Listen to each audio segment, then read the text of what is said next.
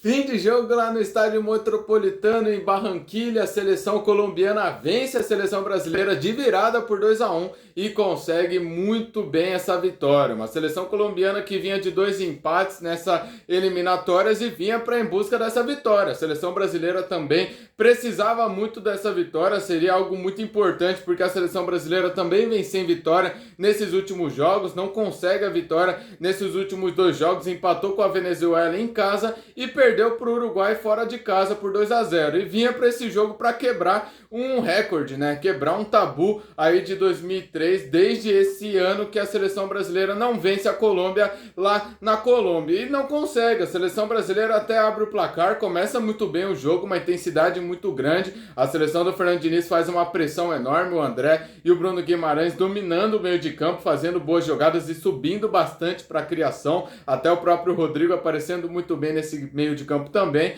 Vinícius Júnior e o Martinelli lá na frente fazendo uma tabela muito boa. E foi nessa tabela, nesse 1-2, que sai o primeiro gol da seleção brasileira. Abre o placar a seleção brasileira em uma tabela do Vinícius Júnior e o Martinelli, que o Martinelli faz o seu primeiro gol com a camisa da amarelinha. E aí a seleção brasileira abre o placar e tem boas oportunidades, até cria mais. O Rodrigo desperdiça uma chance de fora da área, várias oportunidades. Porém, a seleção colombiana aparece e a principal jogada da Colômbia ela era pelo lado esquerdo com o Luiz Dias. O Luiz Dias aparecendo muito bem, deitando em cima do Emerson Royal, que não viu o jogador na partida. O Luiz Dias aparecendo mesmo quando a Colômbia tinha dificuldades, não tinha boas jogadas. O Luiz Dias aparecia com sua habilidade, sua individualidade, fazendo dribles e tendo finalizações. Deu muito trabalho para o Alisson, que fez enormes defesas, porém no segundo tempo não deu. Um ótimo cruzamento que vem pelo lado esquerdo, ele consegue aparecer na cabeçada para empatar, e depois pelo lado direito um ótimo cruzamento do James Rodrigues, ele aparece para virar de cabeça, subindo por cima